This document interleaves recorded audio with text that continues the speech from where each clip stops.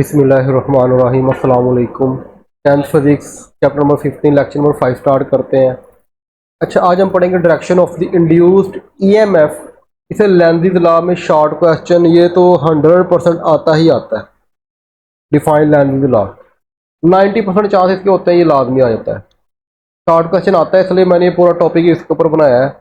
समझने वाला है, लाइन इसकी एक ही, याद करने वाली लाइन एक ही है लेकिन समझने वाला है। अच्छा, पहले थोड़ा सा बैकग्राउंड में अगर आपको याद करवाऊं तो बैकग्राउंड के अंदर हमने पढ़ा था कि जब किसी वायर में से करंट गुजरता है तो मैग्नेटिक फील्ड पैदा होता है। फिर हमने कहा कि जब हम change of number of magnetic field करते हैं किसी वायर के अंदर से, चेंज ऑफ नंबर ऑफ, तो उसकी वजह से भी उस वायर के अंदर, अच्छा अगर आप गौर करो, चलो मैं आपको समझाता हूँ। अच्छा, अगर आपको याद हो मैंने कहा था ये आपका एक रिंग है, ये हमने एक परमानेंट मैग्नेट दिया। क्या लिया हमने? परमानेंट मैग्नेट दिया। अब ये मैग्नेट के अंदर से, परमानेंट मैग्नेट के अंदर नॉर्थ पोल में से आपको मैग्नेटिक फील्ड लाइन बाहर को निकल रही है। तो रिंग में से कितनी गुजर रही है इस वक्त? 3। अगर रिंग यहाँ पे ही रहे, मूव ना करे 5 मिनट 10 मिनट 15 मिनट, तो मुझे बताओ इसके अंदर कितना करंट पैदा होगा? कम, ज्यादा, कितना? क्यों नहीं पैदा होगा? गुड, शाबाश। जब ये रिंग मूव ही नहीं करेगा, जब मैग्नेट मूव ही नहीं करेगा, तो इस रिंग के अंदर करंट पैदा नहीं होगा, क्योंकि इसके अंदर कितनी गुजर रही है लाइंस? 3। तो हर वक्त 3 ही गुजर रही हैं। तो जब तक constant number of magnetic field line रहेगी, करंट प्रोड्यूस, इंड्यूस नहीं होगा। करंट कब इंड्यूस होगा?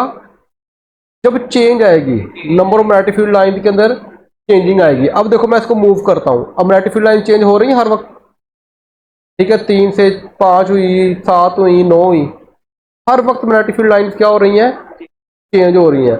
अब हर लम्हे क्या पैदा हो रहा है इसके अंदर? करंट पैदा हो रहा है। ये तो सारी होगी पुरानी बात। अब थोड़ा सा आगे लेके चलते हैं। अगली बात ये आपको पता है, रिवाइज करवाता हूँ। अब ये हमारा जो नॉर्थ और साउथ पोल है, ये हमारा कौन सा मैग्नेट है? परमानेंट है कि टेम्परेरी? परमानेंट मैग्नेट है। और जो रिंग है, रिंग के अंदर करंट पैदा हो रहा है ना, करंट पैदा। हमने क्या स्टडी किया था? जब किसी चीज के अंदर करंट पैदा होता है तो उसके अंदर क्या पैदा होता है? मैग्नेटिक फील्ड पैदा होता है। अब ये बात समझ में आई कि नहीं? इसका मतलब यहाँ पे 2 मैग्नेट हो गए। एक मैग्नेट कौन सा? Permanent, north south pole. और दूसरा मैग्नेट वो है जो कि इस रिंग के अंदर पैदा हो रहा है। दूसरा मैग्नेट वो है, और वो परमानेंट है, टेम्परेरी है? टेम्परेरी मैग्नेट है, क्योंकि वो हमारा परमानेंट नहीं है।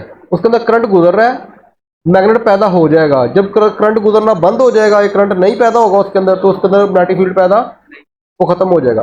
अच्छा, मेरी बात अब दोबारा वहां पे आओ। जब आप 2 मैग्नेट को करीब लाते हो, 2 मैग्नेट को, तो वो मैग्नेट एक दूसरे के ऊपर क्या लगाते हैं? फोर्स लगाते हैं। जब आप 2 मैग्नेट को करीब लाते हो तो एक दूसरे के ऊपर फोर्स लगाते हैं। अब ये हमारा है परमानेंट मैग्नेट, और ये जो रिंग के अंदर मैग्नेट पैदा हो रहा है ये हमारा टेम्परेरी मैग्नेट, और ये दोनों के अंदर मैग्नेट पैदा हो रहा है। तो इसका मतलब जब दोनों के अंदर मैग्नेट पैदा हो रहा है तो इसका मतलब ये हुआ कि इनके, जब ये दोनों करीब होंगे या दूर होंगे, इनके अंदर कोई ना कोई फोर्स ऑफ अट्रैक्शन या रिपल्शन पैदा होगी। ये लेंज़ीज़ लॉ ने ये कहा था बस। अब हम, वो लेंज़ीज़ लॉ कहता क्या है? लेंज़ीज़ लॉ कहता है कि अगर इस रिंग के अंदर मैग्नेटिक फील्ड पैदा हो रहा है तो मुझे बताओ कि नॉर्थ पोल कहाँ होगा, साउथ पोल कहाँ होगा, उसकी डायरेक्शन क्या होगी? पीछे हम पढ़ते रहे हैं ना कि मैग्नेटिक फील्ड पैदा हो रहा है तो right hand rule, left hand rule, wire के लिए अलग लगाया हमने, सोलिनॉइड के लिए अलग लगाया था। फिर उसके बाद हमने वो देखा था, क्या नाम है उसका, जब 2 मैग्नेटिक फील्ड को हमने रखा था उसके अंदर, क्या कहते हैं, वायर को रखा था मैग्नेटिक फील्ड के अंदर, उसके अंदर भी यही तो हुआ था।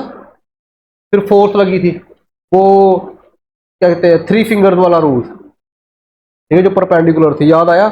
तो वो सारी बातें पुरानी थी। अब हम सिंपल बात करते हैं। लेंज़ लॉ ने कहा अगर इस रिंग के अंदर मैग्नेटिक फील्ड पैदा हो रहा है, बताओ कि नॉर्थ पोल कहाँ बनेगा, साउथ पोल। अब उसकी डेफिनेशन समझो पहले।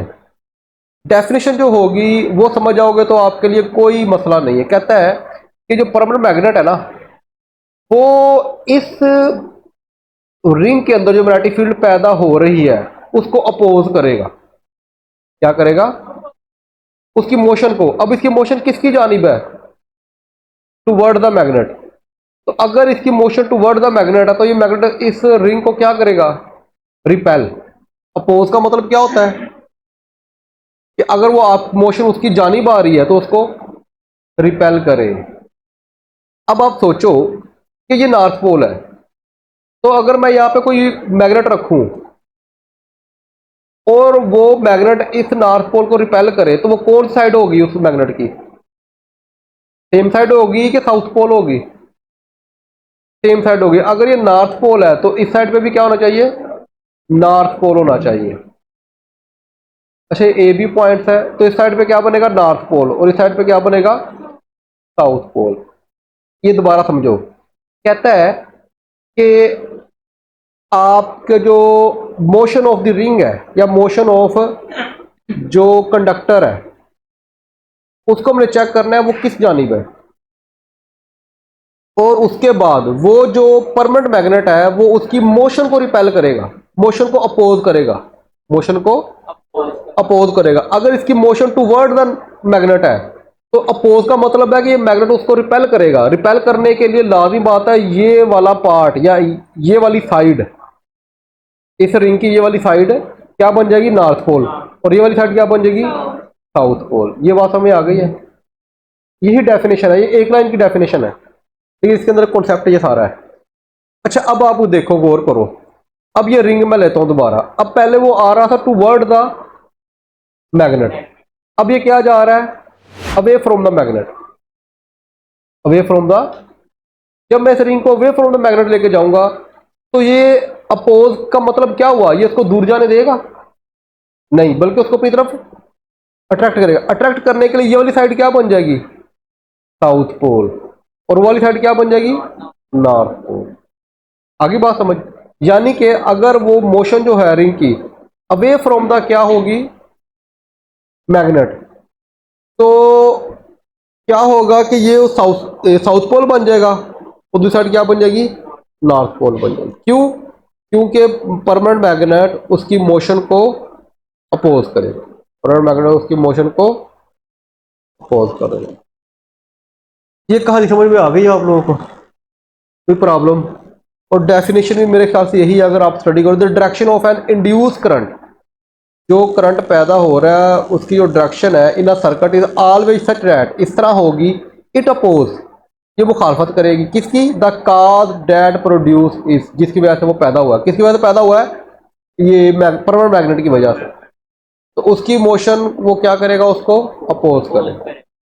ये सिर्फ एक लाइन की डेफिनेशन है। आप ये एग्जाम्पल भी लाजमी दो, बुक के अंदर लिखो लाजमी, ठीक है? जब आप बोर्ड का पेपर हो कि अवे फ्रॉम द होगा तो क्या होगा? टू वर्ड जब हम करेंगे तो साउथ पोल और नॉर्थ पोल कौन सा बनेगा? क्लियर होगी बात यहां तक? कोई प्रॉब्लम? तो आज इतना ही काफी है, इसको देख लो, पढ़ लो, कोई बात रहेगी फिर कोई से पूछ लेना।